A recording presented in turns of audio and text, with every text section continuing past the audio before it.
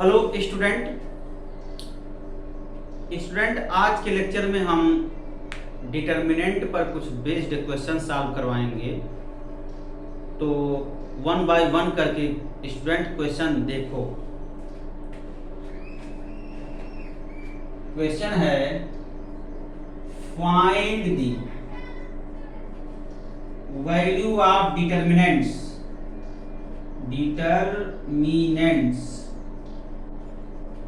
find the value of determinants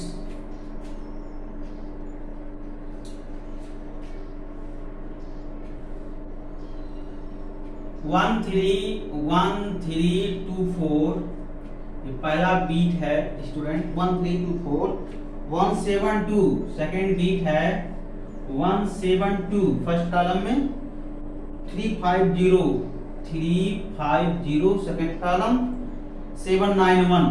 791 ये third column. और तीसरा बीट है स्टूडेंट 2 - 1 2 - 5 4 - 1। ठीक है, तो ये क्वेश्चन है, इसको सॉल्व करना है स्टूडेंट।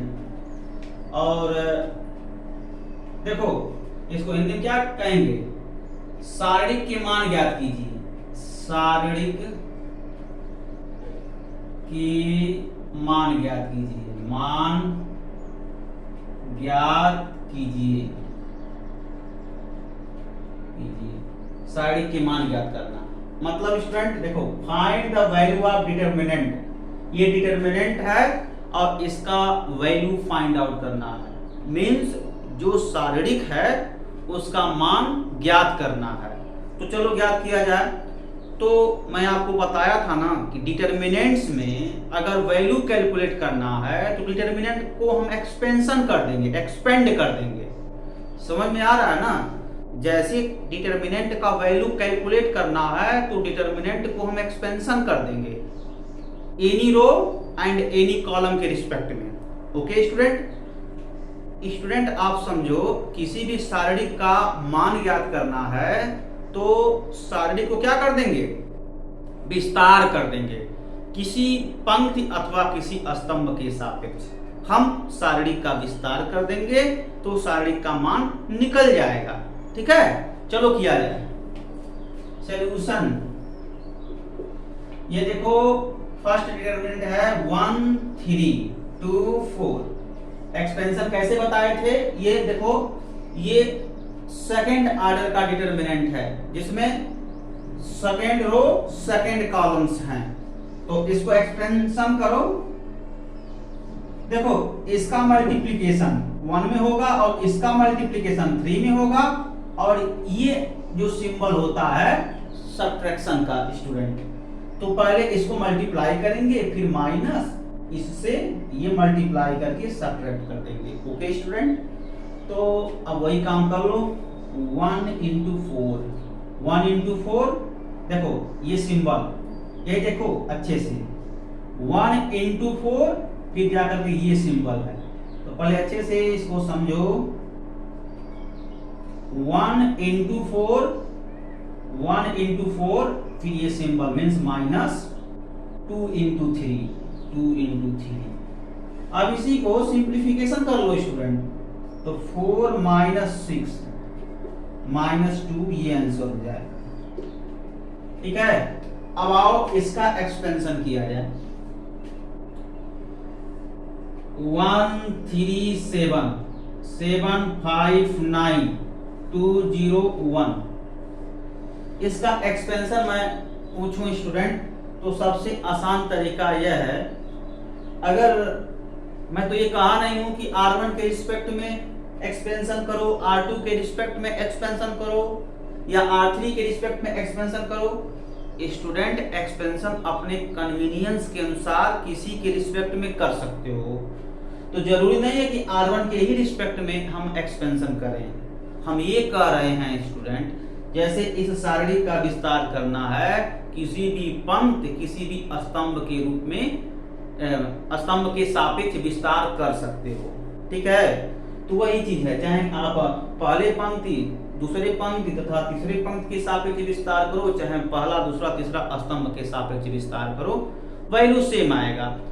ठीक है, तो देखो यहाँ पर एक जीरो है ना, इसके करिस्पॉन्डिंग जो भी सेकंड ऑर्डर का डिटरमिनेंट आएगा, जीरो उसमें मल्टीप्लाई करके वो जीरो बना देगा। स्टूडेंट समझ रहे हो ना?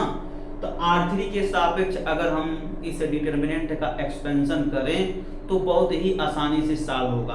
आप R1 के सापेक्ष भी करोगे, उसका भी आंसर सेम आएगा। जैसे मैं इसको सॉल्व कर रहा हूं, तो प्लस माइनस प्लस, अर्थात ये फर्स्ट रो थर्ड रो, ये 2 का सिचुएशन देखो, ये 2 किस रो में है? थर्ड रो फर्स्ट कॉलम में है। ये जो 2 है तृतीय पंक्ति प्रथम कॉलम में है, तो ये हो गया -1 टू द पावर 3 प्लस 1, और इसके साथ डिटरमिनेंट होगा। ठीक है, तो इसके साथ डिटरमिनेंट होगा स्टूडेंट, तो देख लो थर्ड रो और फर्स्ट कॉलम छोड़ेंगे, यही एलिमेंट बचा ना। थर्ड रो फर्स्ट कॉलम छोड़ने के बाद ये 3 5 7 9 हुआ। स्टूडेंट देखो यहाँ पर जीरो है, जीरो के साथ जो भी सेकेंड ऑर्डर का डिटरमिनेंट्स मिलेगा उसमें जीरो मल्टीप्लाई करेगा, ऑलरेडी जीरो आ जाएगा। देखो यहाँ पर जीरो है ना, जीरो के साथ जो भी द्वितीय कोटि का सारणिक मिलेगा उसमें जीरो मल्टीप्लाई करेगा, वो ओवरऑल जीरो होगा। तो यहाँ लिखने की जरूरत नहीं है। अब देखो ये plus minus plus minus plus, अब प्लस 1 के साथ लिख करके एक्सपेंशन कर लो, कोई दिक्कत नहीं स्टूडेंट। तो देखो रो और कॉलम जब छोड़ेंगे तो 1 7 आ गया, 1 7 3 5। अब एक्सपेंशन कर लिया जाए स्टूडेंट। यहाँ पर इसका भी हम साइन देख लें, प्लस होगा या माइनस होगा, तो -1 टू द पावर कितना? थर्ड रो थर्ड कॉलम, यानी 3 + 3 हो गया। ठीक है, तो अब इसको जरा सिंप्लीफिकेशन कर लिया जाए। यहां से देखो यहाँ पर 2 एलिमेंट है, 2 ये एलिमेंट 2 है, यहाँ लिखेंगे। ठीक है ना स्टूडेंट?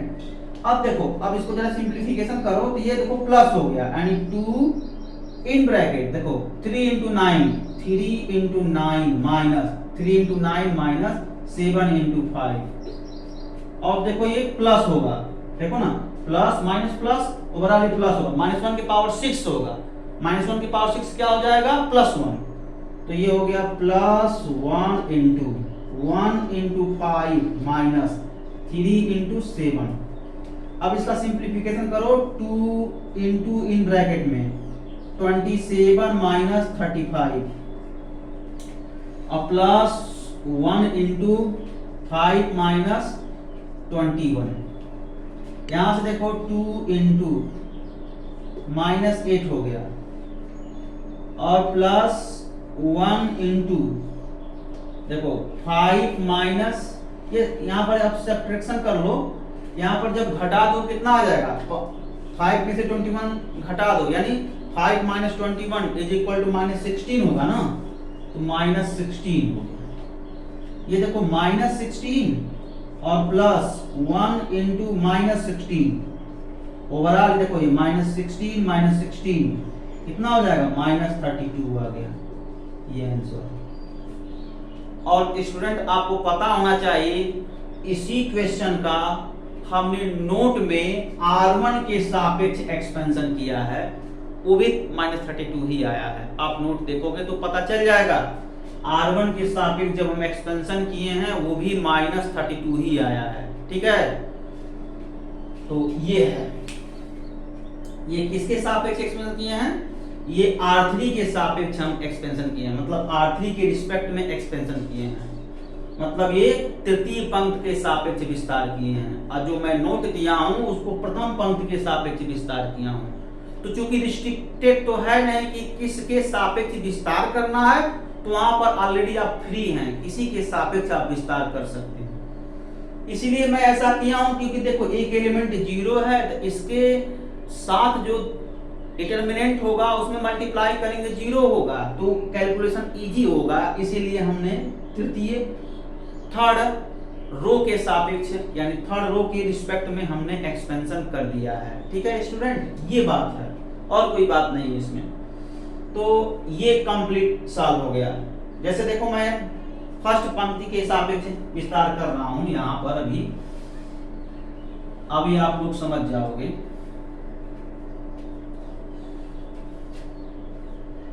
वन थ्री सेवन 759 ये डिटर्मिनेंट्स है। ये जो मैं एक्सपेंशन किया हूं स्टूडेंट, ये थर्ड रो के रिस्पेक्ट में एक्सपेंशन किया हूं। अब मैं फर्स्ट रो के रिस्पेक्ट में एक्सपेंशन कर रहा हूं, ठीक है ना स्टूडेंट। ये हिंदी मीडियम वाले सुनो, तृतीय पंक्ति के सापेक्ष विस्तार हम किए हैं। अब इसको मैं इसी डिटर्मिनेंट को प्रथम पंक्ति के सापेक्ष विस्तार कर रहे हैं, ठीक है। तो अब देखो यहां सोल्यूशन, यहां से देखो ये -1 टू द पावर कितना हो जाएगा 1 + 1, रो कॉलम छोड़ो, ये हो गया 5091 हो गया, -3। तो आप तो अल्टरनेट प्लस माइनस जानते हो, साइन कन्वेंशन भी मैं आप लोगों को पढ़ाया भी था, तो ये सब लिखने की जरूरत नहीं है। डायरेक्ट ये प्लस पोजीशन का है तो ये 1 इंटू कर दिया, 1 इंटू ये डिटर्मिनेंट 5091 -3 इंटू डिटर्मिनेंट क्या होगा रो, और first row second column delete कर देंगे, 7291 हो गया, और +7 फिर क्या होगा ये 7250। अब इसी को जरा सिंप्लीफिकेशन कर लिया जाए, ये कितना हो जाएगा, ये 1 इन ब्रैकेट 5 - 0 -3 इन ब्रैकेट 7 - 18 हो गया, +7 इन ब्रैकेट ये 0 - 10 हो गया। ओके स्टूडेंट, अब देखो यहाँ ये हो गया आपका 5 माइनस ये 3 इंटू -11 हो गया, और -70। ओके, और ये देखो ये प्लस हो गया ना, ये 5 + 33 -70, ये देखो 38 -70, और ये कितना हो जाएगा -32। इन दोनों को एडिशन ऐड कर दो तो आ तो रहा 70, मतलब स्टूडेंट 70 - 38 = 32 आएगा ना 32। अब ये 70 ग्रेटर है तो साइन क्या हो जाएगा माइनस हो जाएगा। तो देखो हम इसको किसके रिस्पेक्ट में एक्सपेंशन किए हैं, R1 expand bye R1 slash R1 के सापेक्ष। आप लोग कंफ्यूजन में मत पड़ो स्टूडेंट, थोड़ा टाइम कम है तो मैं वीडियो कंबाइन बना दे रहा हूं। तो ये देखो R1 के रिस्पेक्ट में एक्सपेंशन किए हैं तो आंसर -32 आया। ये किसके रिस्पेक्ट में है, एक्सपेंड बाय R3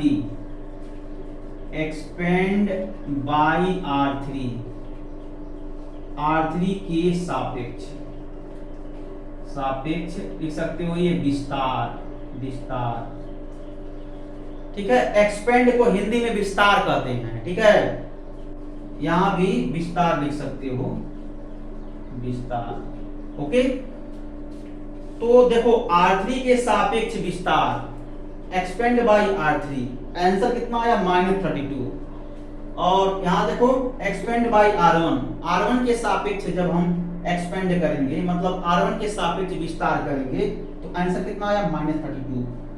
तो हम लोग यह सीखे कि एक डिटर्मिनेंट है स्टूडेंट, अगर थर्ड ऑर्डर का है, उस डिटर्मिनेंट में नंबर ऑफ रो थर्ड है, नंबर ऑफ कॉलम थर्ड है, तो किसी कॉलम के रिस्पेक्ट में डिटर्मिनेंट को एक्सपेंड कर दें तो आंसर सेम आएगा। ठीक है स्टूडेंट, जरा सुनो, एक सारणिक है जिसका कोटि 3 है, मतलब उस सारणिक में 3 पंक्ति और 3 स्तंभ है, तो उस सारणिक को हम विस्तार करेंगे। जब हम उसका विस्तार करेंगे स्टूडेंट, तो उसमें 3 पंक्ति जब उसका विस्तार करेंगे, किसी पंक्ति और किसी स्तंभ के सापेक्ष जब हम विस्तार करेंगे तो उसका मान सेम आएगा, समान आएगा, ये कह रहे हैं। ठीक है, तो देखो आपके सामने मैं एक एग्जांपल दिया एक सामने, क्या दिया, R3 के सापेक्ष देखो मैं इसका विस्तार किया, देखो -32 आया, यहाँ R1 के सापेक्ष विस्तार किया तो -32, मतलब R3 के रिस्पेक्ट में एक्सपेंशन -32, R1 के रिस्पेक्ट में एक्सपेंशन -32, आंसर सेम आता है। अब स्टूडेंट जब आपको एक डिटरमिनेंट दिया जाएगा और कहेगा इसका वैल्यू कैलकुलेट करो, तो वहां आप इंडिपेंडेंट हो, चाहे R1 के रिस्पेक्ट में, चाहे R2 के रिस्पेक्ट में, चाहे R3 के रिस्पेक्ट में, या C1 C2 C3 के रिस्पेक्ट में, किसी के रिस्पेक्ट में आप एक्सपेंशन कर सकते हो, वहां पर दिक्कत नहीं है।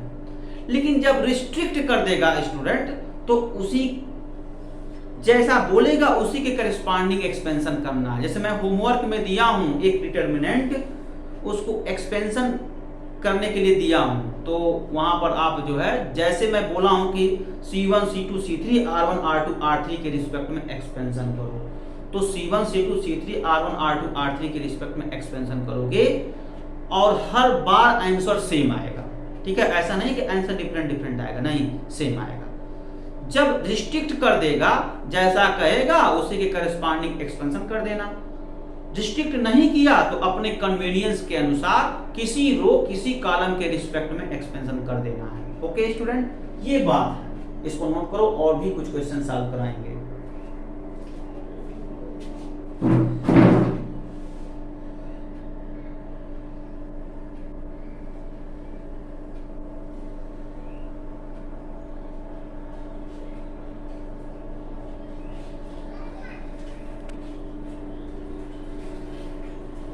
तो स्टूडेंट देखो इस क्वेश्चन को, बड़ा ही इंटरेस्टेड क्वेश्चन है। एक क्वेश्चन मैं दिया हूं, expansion of determinant with respect to R2, इस डिटरमिनेंट को R2 के रिस्पेक्ट में एक्सपेंशन करना है। मतलब स्टूडेंट इस सारणी को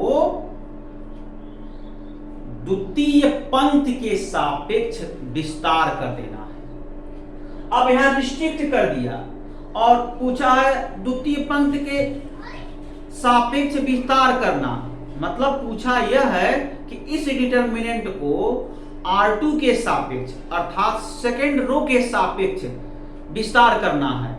सापेक्ष मतलब विथ रिस्पेक्ट टू, मतलब सापेक्ष, उसके रिस्पेक्ट में विस्तार करना है। तो जब उसके रिस्पेक्ट में विस्तार करना है और आप फर्स्ट रो के करस्पॉन्डिंग आप एक्सपेंशन कर रहे हो यानी विस्तार कर रहे हो, अब पूछा है सेकेंड रो के करस्पॉन्डिंग एक्सपेंशन करना है, तब तो गलत हो जाएगा स्टूडेंट। आंसर बेशक सेम आए लेकिन जो पूछा है उसका विरोध कर दे रहे हो, तो इसलिए यहां देखो रिस्ट्रिक्ट कर दिया है। तो जब रिस्ट्रिक्ट कर दिया है तो जो पूछा है उसी के करस्पॉन्डिंग एक्सपेंशन करना है। ओके स्टूडेंट, ठीक है ना। तो चलो एक्सपेंशन किया जाए। सॉल्यूशन, ये पहले डिटरमिनेंट लिखो स्टूडेंट, ये आपका हो जाएगा 401 323 122। एक्सपेंशन कर लो। हमने क्या पूछा है, सेकेंड रो के रिस्पेक्ट में एक्सपेंशन करना है। तो जब सेकेंड रो के रिस्पेक्ट में एक्सपेंशन करना है तो सेकेंड रो को देखो मैं ऐसे रेक्टेंगुलर बॉक्स में घेर दे रहा हूं, मैं समझा रहा हूं इसलिए मैं ऐसा कर रहा हूं। आप लोग एग्जाम में इसको रेक्टेंगुलर बॉक्स में नहीं घेरेंगे, ठीक है। अब देखो, अब एक्सपेंशन कर लो।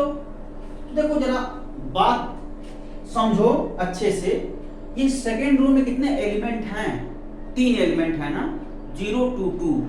तो जब 0 यह एलिमेंट 0 ही है स्टूडेंट, तो इसके साथ जो आप डिटरमिनेंट लिखते हो सेकेंड ऑर्डर का, बेशक उसका वैल्यू नॉन जीरो होगा लेकिन 0 मल्टीप्लाई होगा 0 ही ना आएगा, तो इसको लिखने की जरूरत नहीं है, यहां से एक्सपेंशन कर देंगे, ठीक है। तो एक्सपेंशन करो तो इसका पोजीशन देख लो, ये प्लस है, देखो सॉरी ये प्लस माइनस प्लस है, तो ये हो गया प्लस, यानी -1। मान लो नहीं इसका साइन पता है, मैं तो लिखवा भी दिया हूं sign, plus minus plus plus minus plus, ये एलिमेंट प्लस है। अगर नहीं पता है तो इसका सिचुएशन देखो, सेकेंड रो सेकेंड कॉलम में है, -1 की पावर 2 + 2 × 2 डिटर्मिनेंट। अब देखो सेकेंड रो सेकेंड कॉलम को डिलीट कर देंगे। देखो ये सेकेंड कॉलम डिलीट किया, जो मैंने बॉक्स में छोड़ा है, बॉक्स में एलिमेंट है रेक्टेंगुलर बॉक्स में, उसको नहीं लिखेंगे, और जहां मार्कर है उसको नहीं लिखेंगे। बचा क्या? 4 1 1 2 4 1 1 2। देखो ये plus minus plus minus plus minus, अगला step plus -1 to the power, ये आपका सेकेंड रो थर्ड कॉलम है, और ये एलिमेंट कितना है? 2 है। तो थर्ड कॉलम छोड़ो, तो 4 1 3 3 4 1 3 3। अब इसका सिंप्लीफिकेशन कर लो स्टूडेंट। ये देखो -1 की पावर 4 कितना आ जाएगा? +1 आ जाएगा ना, यानी हो जाएगा 2 × इसको सिंप्लीफिकेशन कर लो, तो ये हो जाएगा 4 × 2 4 × 2 -1 × 1। और यहां से देखो कितना आ जाएगा? -1 to the power 5, -1 to the power 5 का वैल्यू कितना आ जाएगा? -1, यानी -2 इन ब्रैकेट 4 × 3 -3 × 1। ठीक है, अब ये जरा इसको सिंप्लीफिकेशन करो, ये हो गया आपका 8 -1 -2, ये कितना हो जाएगा? 12 -3।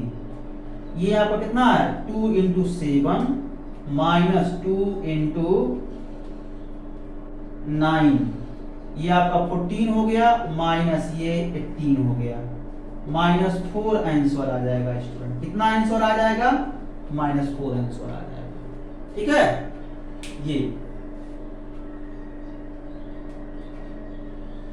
ये इस सॉल्यूशन को आप नोट करो।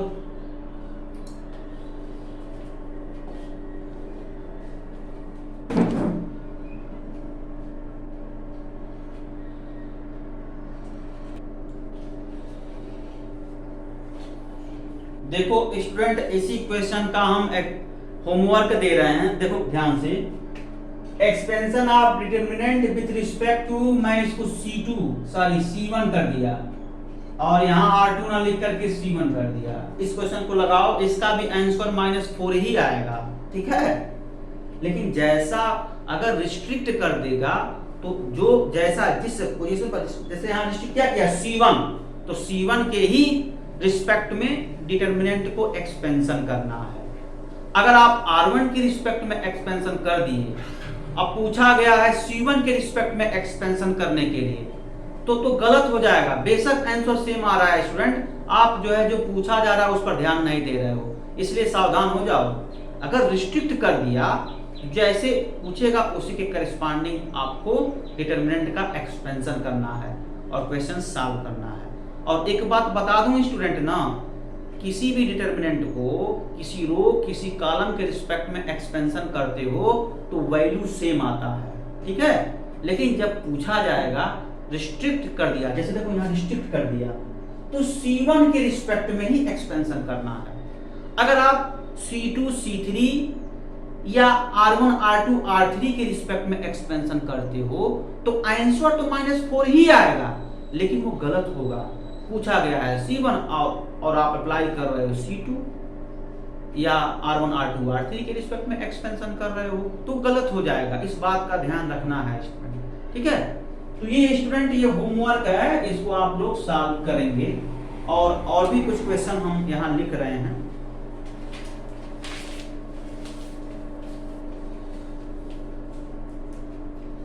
छोटे छोटे क्वेश्चन है, कुछ है नहीं स्टूडेंट।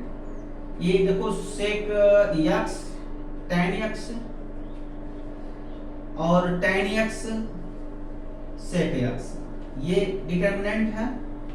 और ऐसे ही स्टूडेंट ये देखो डिटरमिनेंट है cos theta minus sin theta cos theta, है ना। और एक और डिटरमिनेंट है स्टूडेंट, वो देखो x² minus x plus 1 x plus 1 x minus 1 x plus 1। ठीक है, ये डिटरमिनेंट। तो ऐसे छोटे छोटे तमाम डिटरमिनेंट है, इसको आप लोगों को कैलकुलेट करना है। ठीक है, देखो बहुत ही आसान है, डिफिनीशन बेस्ड प्रॉब्लम बहुत आसान होता है। बस इसमें टिपिकल क्या है, जैसे एक रूल आप समझ गए कि R1 के रिस्पेक्ट में एक्सपेंशन कर रहे हो यानी विस्तार कर रहे हो, तो R1 के रिस्पेक्ट में सीख गए तो R1 ही लगाते हो बार बार। एग्जाम में R2 आ गया तो करके तब तो वहां फेल हो जाओगे। अगर मान लो कुछ नहीं दिया है तब तो R1 के रिस्पेक्ट में एक्सपेंशन करके सॉल्व कर लोगे, सही भी हो जाएगा। लेकिन कभी कभी रिस्ट्रिक्ट कर देते हैं सब, इस बात का ध्यान रखना। तो अब देखो कितना आसान है कि ये एक क्वेश्चन बताऊंगा सब कर ले जाओगे, इसमें कुछ नहीं है। देखो मान लो इस डिटरमिनेंट का वैल्यू निकालना है तो एक्सपेंशन कर लो sec x, इसका मल्टीप्लाई इसमें, फिर इसका मल्टीप्लाई इसमें, तो sec x, इसका मल्टीप्लाई इसमें करो tan x। ये देखो ये सिंबल का मतलब क्या, ये सिंबल का मतलब माइनस, ठीक है। अब थोड़ा सिंप्लीफिकेशन करो, sec square x minus tan square x, ये वैल्यू क्या आ जाएगा 1। ट्रिग्नोमेट्री में पढ़े होगे आप लोग। जैसे ये आप सॉल्व किए हो वैसे ये सॉल्व कर सकते हो। एक्सपेंशन करोगे तो cos square theta plus sin square theta आ जाएगा। इसका वैल्यू ट्रिग्नोमेट्री में पढ़े हो 1, सॉल्व कर लेना। इसका वैल्यू क्या होता है स्टूडेंट, जरा देखो तो, इसमें जब मल्टीप्लाई करोगे तो क्या हो जाएगा, x square minus x plus 1, x plus 1 minus x minus 1, x plus 1। इसका value a cube plus b cube का फार्मूला है यानी x क्यूब प्लस 1, और इसका value x square minus 1। Bracket तोड़ दो स्टूडेंट, तो ब्रैकेट तोड़ो, x cube plus 1 minus x square plus 1, तो x cube minus x square plus 2, ये आंसर हो जाएगा, ठीक है ना। तो इस टाइप से क्वेश्चन भी छोटे छोटे क्वेश्चन हैं, आते भी हैं, इनको आप अच्छे से प्रैक्टिस कर लो, एक एक दो दो नंबर में पूछे जाते हैं, ठीक है। अभी बहुत टिपिकल क्वेश्चन नहीं बता रहा हूँ, टिपिकल क्वेश्चन इस पर होते हैं, प्रॉपर्टी बेस्ड क्वेश्चन जो होते हैं वो टिपिकल होते हैं। सीधे सीधे ऐसे देगा, without expansion find the value of determinant, मतलब बिना प्रसार किए सारणिक का मान ज्ञात कीजिए। जब बिना प्रसार किए सारणिक का मान ज्ञात करना है, मतलब without expansion find the value of determinant, तो स्टूडेंट इसमें टिपिकल है और प्रॉपर्टी बेस्ड क्वेश्चन है। प्रॉपर्टी बेस्ड इसके प्रॉपर्टी भी होते हैं, मैं लिखवाऊंगा प्रॉपर्टी क्या क्या प्रॉपर्टी होता है, कोई प्रॉपर्टी अप्लाई करके हम डिटरमिनेंट का वैल्यू बिना एक्सपेंशन से प्राप्त कर लेंगे, वो टिपिकल होता है, वो 5 नंबर में आता है, ठीक है। और ये क्वेश्चन छोटे छोटे हैं स्टूडेंट, डेफिनेशन बेस्ड, ये 1 नंबर 2 नंबर में पूछे जाते हैं, ओके। इसको आप सॉल्व कर सकते हैं, ये दोनों मैं सॉल्व कर लिया। क्वेश्चन नोट करो, अभी मैं कुछ और क्वेश्चन लिखता हूं।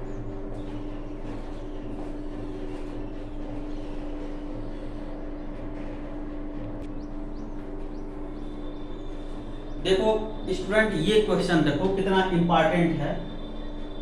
Find the value of determinant ऐसे दे देगा, इवैल्यूएट डिटरमिनेंट ऐसे भी क्वेश्चन पूछ देगा, या एक्सपेंशन ऑफ डिटरमिनेंट ऐसे भी क्वेश्चन पूछा जा सकता है। Evaluate determinant, expansion of determinant ऐसे पूछा जाता है। हिंदी मीडियम वाले सुनो, सारणिक का मान ज्ञात कीजिए या सारणिक का विस्तार कीजिए, ऐसे इस तरीके से क्वेश्चन बन जाते हैं। अब यहाँ पर ये नहीं दिया है कि R1 के रिस्पेक्ट में एक्सपेंशन करना है, R2 के रिस्पेक्ट में एक्सपेंशन करना है, या R3 के रिस्पेक्ट में एक्सपेंशन करना है, या C1 C2 C3 के रिस्पेक्ट में एक्सपेंशन करना है। यहाँ ऐसा कुछ नहीं है, ठीक है। तो जब ऐसा कुछ दिया नहीं है स्टूडेंट, तो अपने कन्वीनियंस के अनुसार आप किसी रो किसी कॉलम के रिस्पेक्ट में एक्सपेंशन कर सकते हो, यहाँ स्वतंत्र हो आप। फिर मैं आपको बता देना चाहता हूं स्टूडेंट, R1 R2 R3 यह इंडिकेट कर रहा है रो, C1 C2 C3 यह इंडिकेट कर रहा है कॉलम, ठीक है। R1 R2 R3 को हम पंक्ति कहते हैं, C1 C2 C3 को हम कॉलम कहते हैं, मतलब स्तंभ कहते हैं, ठीक है ना स्टूडेंट, ये चीज। अब हम अपने सुविधा के अनुसार किसी रो किसी कॉलम के रिस्पेक्ट में आप इस सारणी को एक्सपेंड कर सकते हो, ठीक है। तो यहां पर देखो, फर्स्ट कॉलम के 2 एलिमेंट 0 हैं। जब 2 एलिमेंट 0 हैं स्टूडेंट, तो इसके जीरो के साथ जो डिटर्मिनेंट आता है सेकंड ऑर्डर का, बेशक वो नॉन जीरो आएगा, ओवरऑल उसको जब सॉल्व करेंगे जीरो आएगा। तो सिर्फ वन के ही सापेक्ष सेकंड ऑर्डर का डिटर्मिनेंट लिखेंगे ना। तो ऐसे में स्टूडेंट अगर हम C1 के सापेक्ष एक्सपेंशन करें तो आसानी से इवेलुएट हो जाएगा इस डिटरमिनेंट का वैल्यू, ठीक है, इसलिए C1 के सापेक्ष कर रहे हैं। अगर आप R1 के रिस्पेक्ट में करते हो, थोड़ा टिपिकल है, इसमें थोड़ा कैलकुलेशन है, इवेल्युएट इससे भी होगा लेकिन थोड़ा सा कैलकुलेशन लेंदी होगा, इतना ही फर्क पड़ता है, ठीक है। तो मैं यहाँ C1 के रिस्पेक्ट में एक्सपेंशन कर रहा हूं, आप थोड़ा ट्राई करिएगा इसी क्वेश्चन को आप R1 के रिस्पेक्ट में एक्सपेंशन कर दो, आंसर सेम आएगा, देख सकते हो, ठीक है। चलो एक्सपेंशन किया जाए स्टूडेंट। एक्सपेंशन करोगे तो प्लस पोजीशन का है 1 इनटू ये रो और कॉलम हमने छोड़ा, यही एलिमेंट बचे ना, ये हो गया cos 3 pi by 10 into cos 3 pi by 10। Okay student, तो cos 3 pi by 10 into cos 2 pi by 10, cos 2 pi by 10 और माइनस यहां से देखो sin 3 pi by 10 into sin 2 pi by 10। हमने देखो स्टूडेंट इसको डायरेक्ट सॉल्व कर दिया। आप चाहो तो इसको ऐसे भी लिख सकते हो, 1 के साथ ये लिख सकते हो cos 3 pi by 10 sin 3 pi by 10 sin 2 pi by 10 और cos 2 पाई बाई 10। अब इसको देखो, इसको जब आप सिंप्लीफिकेशन करोगे, इसका मल्टीप्लाई इसमें मैंने यहाँ लिखा और फिर इसका मल्टीप्लाई इसमें यहाँ लिखा, ये किसका वैल्यू है, ये तुरंत जो 1 मल्टीप्लाई होगा तो cos 3 pi by 10 cos 2 pi by 10 minus sin 3 pi by 10 sin 2 pi by 10 और ये ओवरऑल वैल्यू कितना हो जाएगा cos, फार्मूला बताओ, cos A माइनस B का, cos A cos B, cos A cos B plus sin A sin B। Minus का plus होता है और प्लस का माइनस होता है, यही जानते हो ना, दोनों फार्मूला लिख लो, cos A plus B, cos A cos B minus sin A sin B, यही फार्मूला होता है। देखो ये, और ये फार्मूला क्या होता है, cos A minus B, cos A cos B plus sin A sin B, ये फार्मूला है ना स्टूडेंट। तो ये cos A प्लस B का फार्मूला है, तो माइनस का प्लस, प्लस का माइनस, ऐसे याद रखते हैं। तो ये माइनस है तो 3 pi by 10 plus 2 pi by 10, इसको सिंप्लीफाई करो cos 5 पाई बाई 10 और ये हो गया cos पाई बाई 2, 5 1 जा 5, 5 2 जा 10, देखो 5 cos pi by 2, value of cos pi by 2 zero होगा ना स्टूडेंट, जीरो, ये आपका आंसर जीरो आ गया, ठीक है। यहां पर थोड़ा सा कंफ्यूजन होता है फार्मूले में, तो cos की बात जब आता है स्टूडेंट तो ऐसे लिखते हैं, जब यहाँ माइनस होता है तो प्लस फार्मूला बनाता है, जब यहाँ प्लस होता है तो माइनस फार्मूला बनाता है, ये टिप्स है, इसको आप लर्न कर लीजिए। ये माइनस है तो प्लस और ये प्लस है तो माइनस, ठीक है।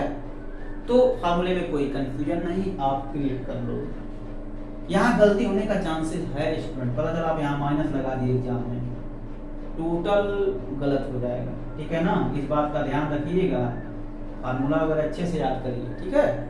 बस स्टूडेंट आज के लिए इतना ही, बचे हुए क्वेश्चन आप लोग सॉल्व करो। अब अगले लेक्चर में प्रॉपर्टी ऑफ डिटरमिनेंट हम डिस्कशन करेंगे, ओके। तो प्रॉपर्टी ऑफ, पहले तो प्रॉपर्टी ऑफ डिटरमिनेंट का नोट देंगे, फिर property of determinant video lecture देंगे, उसके बाद उससे रिलेटेड क्वेश्चन सॉल्व कराएंगे, okay. Thank you very much.